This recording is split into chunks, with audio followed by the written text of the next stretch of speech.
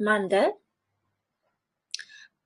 bir narsaga judayam jahlim chiqsa, o'sha jahlim chiqqan payti to'sqinlik qilib o'tirmayman-da, baqirgim kelsa baqirib yuboraman. Keyin hamma kritika qiladigan insonlar bu bizni yaqinlarimiz. Siz buni juda ham yaxshi bilasiz. Birinchi darsdan beri shuni aytyapman desam, menga aytishadi, o'zing psixolog bo'lsang buni tahlil qilgin-da, baqirma-da, u yoq bu yoq. Men aytaman, yo'q.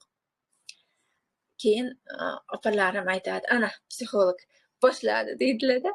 Keyin aytaman-da, holatim shunaqa hozir. Bo'ldi. Men ruxsat beraman. Meni hozir shunaqa deb o'ylashlariga. Ya'ni bu ham bir hisobdan ustimdan kulish. Bo'ladi deyman, mayli deyman. Yoki men 10 yildan beri mashina haydasam ham, men ba'zi bir joylarni, ba'zi bir emas, deyarli tushunmayman. Uni keyin menga masalan so'rashsa, qachon alishtirgandingiz, ma'lum bir yog'inimi, bir nimasini desa, men bilmayman deyman. Sizga farqi yo'q ekanda deb kulishadi-da. Rostini men bilmayman. Men kulishlariga, ustimdan kulishlariga ruxsat beraman.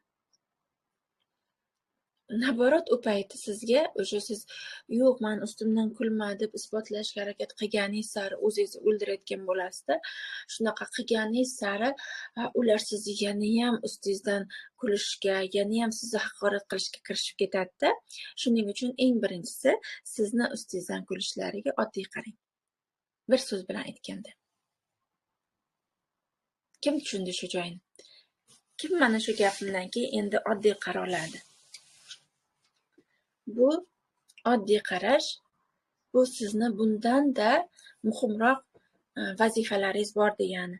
Bundan ham ko'ra sizni qiziqtiradigan holatlar bor deganida, ya'ni bu bilan qovurilib qolmaysiz.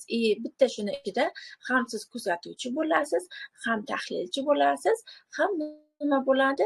Oddiy qarashni boshlaysiz o'shanaqa paytda. Tushundim debdilar. Rahmat. Endi qarang. Va ma'lum bir xohishlaringizni, takliflaringizni qo'llamasliklari mumkin. Qo'llab-quvvatlamasliklariga ham oddiy qarang-da.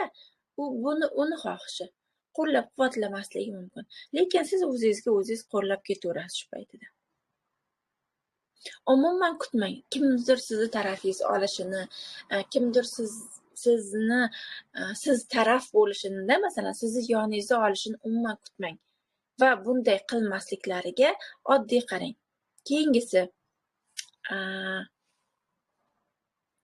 siz masalan, menda shunaqa vazifalar bor-da, dars paytida beraman. Masalan, yalangoyoq bo'lib yurish yoki kimdandir umuman so'ramagan narsangizni so'rash, iltimos qilish ko'chada-da. Shunaqada bu xuddi mana shu praktikaga mos-da, mana shu tushunchaga mos, sizni aqldan ozgan, telbaroq, bir o'zini dunyosi bor deb aytishlariga ham tabiiy qarang, oddiy qarang. Chunki u paytda men kecha sizga yonayotgan gugurt palochkalarni, cho'plarni ko'rsatdim-ku. Siz o'sha paytda hamma qatori bo'lishni emas, hammadan ajralishni boshlaysiz-da, matritsadan o'zgacha bo'lishni boshlaysiz. O'sha paytda sizni aqldan ozganga chiqarishadi. O'sha paytda sizni xuddi menga o'xshab ba'zi bir paytda bemehr onaga chiqarishlari mumkin-da. Yana nimalar? Kimni boshidan o'tgan shunaqa qattiq tegan vibratsiyali gaplar? Ana shuni yozsangiz ham bo'ladi. Aqldan ozgan, jinniroqmi bu, o'zi bilmayapti hozir nima qilayotganligini deb sizga haligi ko'rsatib qo'yishmoqchi bo'lgan holatlarda ham bu narsaga juda ham oddiy qarang. Bo'lishi mumkin. Buni ham sizga tashlab beraman. Va mana shu joyda hamma qo'rqib ketadi. O'zim qo'rqib ketardim avvallari. Ma'lum bir narsani xohlab, ma'lum bir narsa bo'lsin debda, endi xohishingizga ko'ra yo'lga chiqdingiz, bajarishni boshladingiz va nima bo'ldi? Shunaqa bo'ldiki, natija siz kutgandek bo'lmadi. Shu payti nima qiladi? Ko'pchiligimiz sразу расстроиться qilamiz. Birdaniga nimaga men shuni xohlovdim, nimaga bo'lmay qoldi? Siz qachonki natijasiz kutgandek bo'lmasligiga erkin qaraganingizda, oddiy qaraganingizda, siz natijani o'zingiz xohlagancha ola olasiz. Men birinchi kuni aytuvdimmi,